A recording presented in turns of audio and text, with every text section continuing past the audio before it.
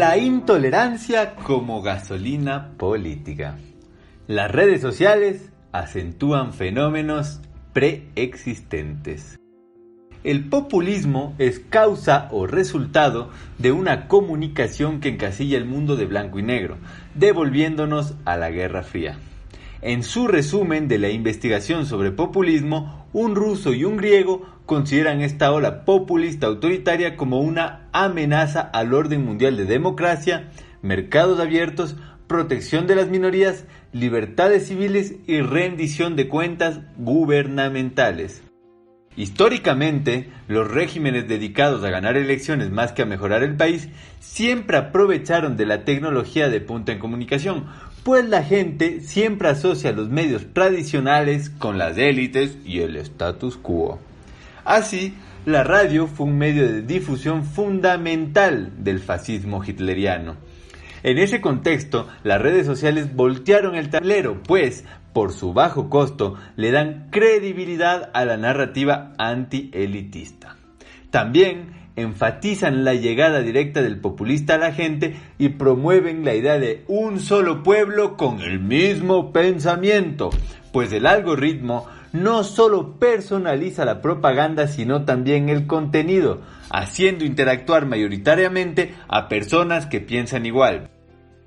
Un ejemplo de ese funcionamiento unilateral es la forma en que se bloquea en Twitter, pues verdad es que usted no está obligado a ver a quien no desea, pero el blog también aplica a la inversa. La persona que usted no desea no lo ve. Es decir, cualquier showman que logre crear una base de seguidores puede asegurarse que en las respuestas no exista nada que refute sus dichos, por más ridículos que estos sean.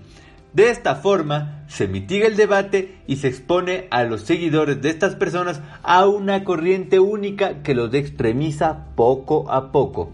Soluciones existen, como que el blog sea simplemente para uno no ver las respuestas de la persona. Sin embargo, al modelo de negocios de las redes le conviene la polarización. Así, si bien las redes sociales han permitido la diversificación de medios informativos, son un conductivo perfecto del mensaje simplista y, claro, una cascada de noticias falsas y alarmantes. La Folha de Sao Paulo asegura que en una investigación realizada por Idea Big Data, el 98% de los simpatizantes de Bolsonaro recibieron noticias falsas y el 90% creyeron en ellas. También, complicadas políticas de Estado son discutidas por el líder en Twitter, como lo hizo Trump con NATO. Ya en 1864, Schopenhauer, en su libro El arte de tener la razón, enumera 38 estrategias o retóricas engañosas que facilitan el éxito en una discusión sin necesidad de apegarse a la verdad. Muchas de estas son reconocibles en líderes y seguidores políticos. Una de estas estrategias fue extremadamente usada durante la Guerra Fría y todavía se abusa de esta en los vehículos de comunicación. Una forma de invalidar o al menos hacer sospechosa una afirmación es subsumirla bajo una categoría aborrecible con la que pueda tener alguna semejanza o con la que se relaciona sin más. El autor provee una lista de ejemplos que probablemente eran buen argumento en su época, entre los cuales figura esto es ateísmo. En nuestros tiempos es muy fácil calificar cualquier reforma social de comunista, asegurando que todo gobierno con el menor tinte redistributivo viene a robar. Así, el ciclo populista se lanza desde la comunicación misma de los partidos y sus hinchas. Se preguntarán, ¿cómo es posible que la gente entre en esa clase de retóricas absurdas? Bueno, ese mismo libro tiene la respuesta, arrojando una estrategia que hace innecesaria todas las otras. En vez de influir en el intelecto con razones, se influye en la voluntad con motivos. Es decir, una vez que la promesa política es conveniente para la situación del individuo, este será capaz de cacarear cualquier cosa en su apoyo, pues casi siempre tiene más peso una pizca de voluntad que un quintal de juicio y de persuasión. Según Schopenhauer, quien se entere que su opinión es perjudicial a sus propios intereses, la soltará enseguida. Esta forma de dilucidar los hechos es clásica en los deportes, pues todos creen que a su equipo siempre le roban. Quienes trabajan en puestos altos del gobierno suelen apoyarlo ciegamente. Lo más loco es que el auditorio creerá haber elegido por la razón, pues aquello que va en contra de nuestros intereses casi siempre le parece absurdo al intelecto, pues este no es una luz que arde sin aceite, sino que está alimentado por la voluntad y las pasiones.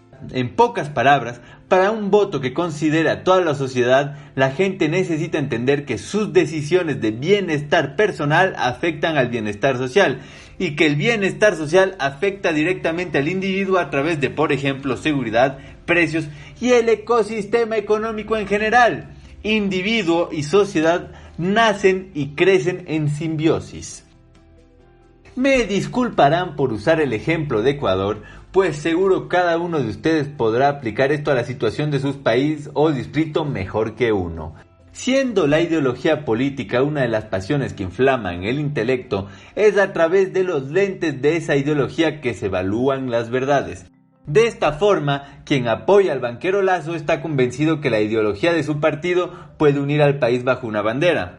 El votante del líder indígena Yacu está convencido que hubo fraude, y ambos grupos están convencidos que el candidato de UNES, Arauz, no será más que el representante de una banda delictiva.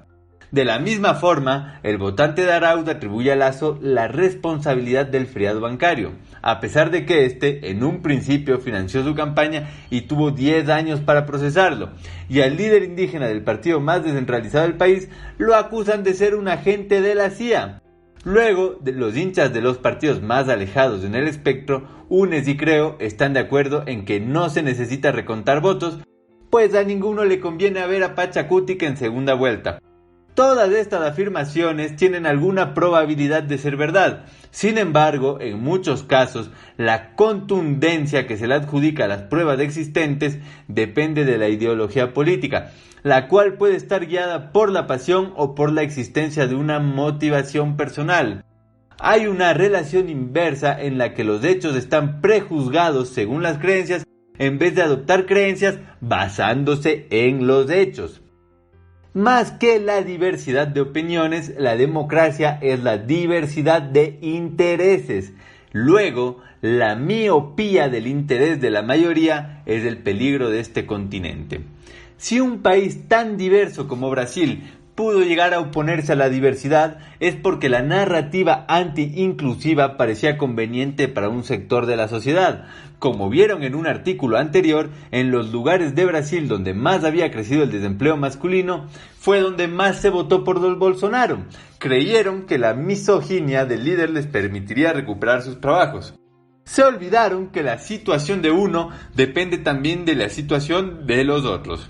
Si la gente ancla fuertemente sus expectativas en un pasado ligado, por ejemplo, al boom de la materia prima, el populismo es todavía más atrayente, pues lo que fue conveniente lo será de nuevo. Así, Venezuela llegó a donde está en vez de solo recomenzar el ciclo.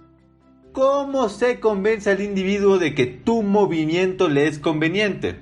La mejor forma de asegurar una polarización efectiva es subiendo las apuestas con un discurso agresivo, en el que el debate no es sobre impuestos ni políticas de bienestar, sino sobre la supervivencia de la nación. Si gana tal, nos convertimos en Venezuela. Es un argumento que se llegó a oír hasta en Chile y el mismísimo Estados Unidos. En Brasil, el 84% de los votantes de Bolsonaro creía que su contrincante iría a implementar un kit gay para influenciar la sexualidad de los niños. Así, casi todas las elecciones de la región terminan siendo la explotación de sentimientos humanos, odio, miedo y hasta esperanza en vez de voto racional. Verdad que hablar de odio y miedo podrá sonarles a algunos no tan relevante. Sin embargo, vale aceptar el aporte de los psicólogos sobre cuál es la forma en que las personas toman decisiones. Los psicólogos llaman de disponibilidad al hecho de que la percepción del riesgo de las personas está sometida no a la realidad exacta, sino a lo que dicen los medios. Slovic en sus experimentos muestra que las personas están sometidas a este sesgo estadístico de disponibilidad justamente por culpa de sus emociones. Luego, al momento de tomar decisiones, las personas consultan con las mismas. La heurística del afecto lo llaman. Es un ejemplo de sustitución el que la respuesta a una pregunta sencilla, ¿qué siento?, sirve de respuesta a otra más difícil, ¿qué pienso?, dice Kahneman.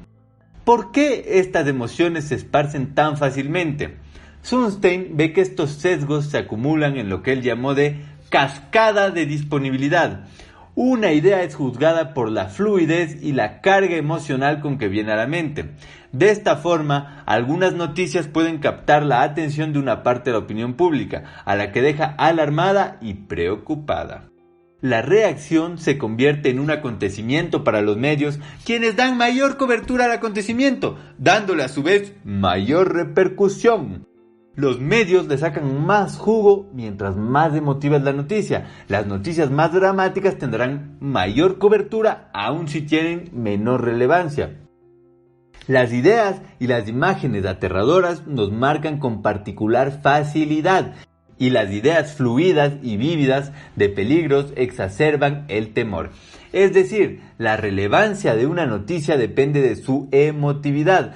Por eso nadie ve el canal del Senado, aunque sea el que realmente mayor influencia tiene sobre nuestras vidas. Pues un grupo de viejos sentados levantando la mano no exacerba los sentimientos. La percepción que uno tiene del riesgo puede ser manipulada sin ninguna evidencia relevante. La heurística del afecto simplifica nuestras vidas, creando un mundo más bonito que la realidad. Básicamente, si la dictadura del mundo feliz dada por Aldous Huxley llegase a existir o existiese ya, sería aprovechando estos trazos humanos. El discurso ganador y odiador de las elecciones se ve luego reflejado en la sociedad, más allá de las políticas económicas y sociales que éste pueda adoptar. Bursi, Negorov y Fiorin muestran con algunos experimentos que las visiones racistas de Trump se ven normalizadas en la sociedad. Es decir, la elección de ese candidato normalizó la xenofobia. No se encontró evidencia de cambios de opinión, es decir, la gente no se volvió más racista, sino que se normalizó la expresión pública de esas opiniones. Estados Unidos siempre estuvo lleno de racistas de closet que anteriormente le tenían miedo al estigma social.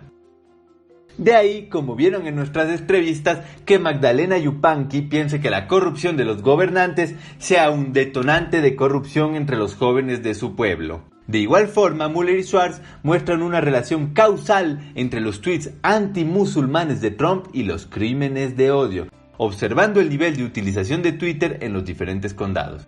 Un aumento de una desviación estándar en el uso de esta red está asociado con un incremento del 38% en crímenes de odio contra musulmanes desde el inicio de la campaña del susodicho.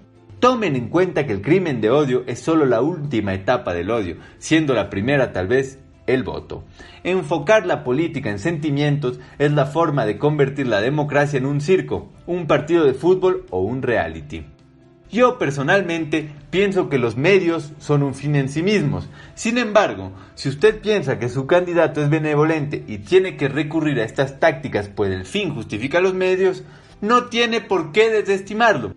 Aún así, no deje que sean estas prácticas lo que le hagan votar por él. La pasión, déjela con el fútbol y si igual quiere, úsela para la demostración política, pero sin quitarse el tiempo de pensar. Pues este sesgo probabilístico causa que terminen siempre enfrentándose un paraco, un misógino o un comunistoide. Como ya es de conocimiento público, a través de su actividad las redes sociales pueden establecer un perfil psicológico, es decir, el algoritmo radicaliza a quienes mayor probabilidad tengan de caer en la red.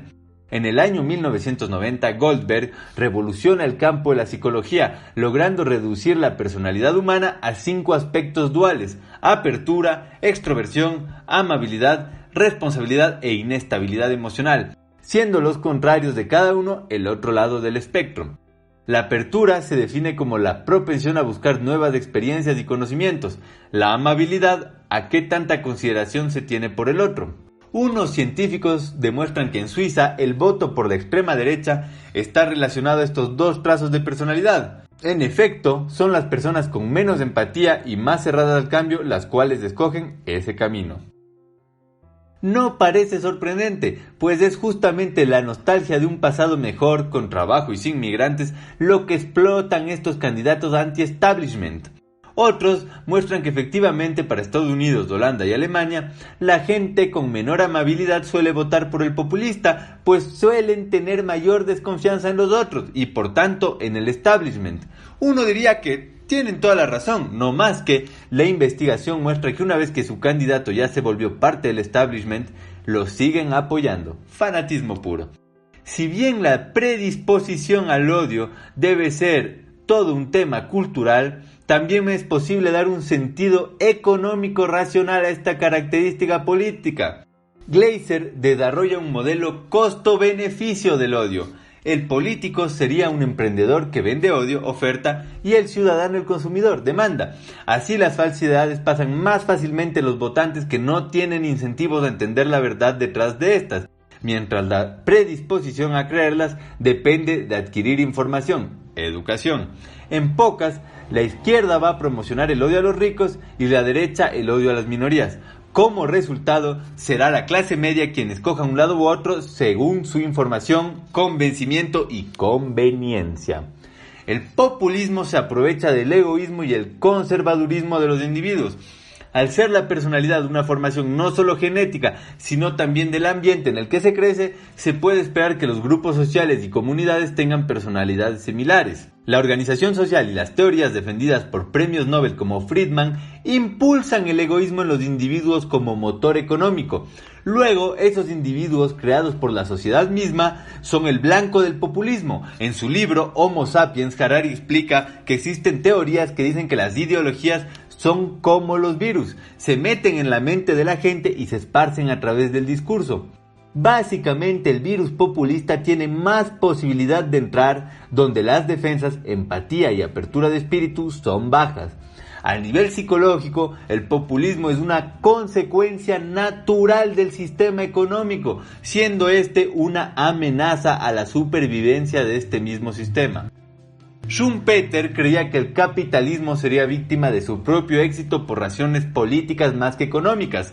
Intelectuales y grupos de poder inevitablemente usarían el Estado para alcanzar sus propios objetivos, por lo que convencerían a las masas de su propia frustración, como lo habría hecho Lenin en la Revolución Rusa de 1917. 70 años después, sus escritos tienen alguna vigencia, aunque personalmente opino que más que crear la frustración, se aprovechan de esta. Parece también haberse equivocado con su predicción sobre la inevitable instauración del socialismo revolucionario. En 1944, Hayek analizaba las dinámicas psicológicas del fascismo y notaba que el deseo de un individuo de identificarse con algún grupo resulta de un sentimiento de inferioridad y por tanto su voluntad se verá satisfecha integrando un grupo que le otorgue superioridad sobre otros. Esta sería la esencia del narcisismo colectivo, explicado por Freud y Erich Fromm. Hayek apuntaba que actuar en representación de un grupo libera a los individuos de sus restricciones morales, las cuales solo controlan su comportamiento al interior del grupo. Tales grupos no serían propensos a ser formados por lo mejor, sino por lo peor de la sociedad. Justamente, una base de datos creada por 1.280 expertos en política, comportamiento y comunicación asesora las personalidades de 152 candidatos durante 73 elecciones, de los cuales 33 eran considerados populistas. Muestra que el líder populista tiene mayor tendencia a ser extrovertido, narcisista y calculador, maquiavélico ponen ellos. De ahí que su estilo político desafíe más las normas sociales con discursos más bombásticos, exagerados y provocativos. Es así como se explica la voluntad de estar en todos los medios todo el tiempo, el romper periódicos, el insultar a quien lo contradiga y bueno, las prácticas que usted mismo recuerde. Prácticas que se observan tanto en populistas de izquierda como de derecha, tanto en Bolsonaro como en Correa. Si no reconoce el populismo en la economía, puede reconocerlo en los actos. Ahí sabrá lo que le espera, pues en última instancia, si creemos en estos estudios, o sea, si consideramos que estos expertos consiguen abstraerse de sus propias creencias políticas, la política económica y social de un populista benevolente, si tal cosa existe, sería víctima de la personalidad de este. Según los filósofos, el problema existencial del humano es que es un ser polar, comenzando por su doble faceta, material y espiritual. La dificultad de equilibrar racionalidad y emoción parece otro de los tantos temas en que los humanos no logran abstraerse de la polaridad. Probablemente en algún punto de la evolución el sesgo de disponibilidad servía para estar siempre atento al ambiente a nuestro alrededor. Hoy en día, los medios de comunicación y las redes sociales son un conductor muy bueno para que otros humanos se aprovechen y manipulen ese sesgo a su favor y en detrimento de la sociedad. En ese sentido, parece ser que la tecnología tiene un crecimiento mucho más acelerado que el humano, por lo mismo que ahora la economía de los datos es capaz de manipular los hábitos de consumo. Nos hemos enfocado tanto en el desarrollo tecnológico que nos olvidamos del desarrollo humano y social, lo que nos ha vuelto manipulables. El conocimiento es la salida, pues si usted está consciente de las razones por las cuales le llegan unas u otras imágenes a su teléfono móvil, será capaz de adaptar su respuesta racionalmente. Una solución más concreta sería abrir y participar de redes sociales creadas especialmente para el debate político. Hasta eso, sus comentarios en el periférico son bienvenidos, al igual que sus artículos. Aproveche y comparta, pues seguro este artículo no solo le permitió analizarse a usted mismo, sino que le habrá recordado a un amigo, familiar o hasta algún político. Muchas gracias.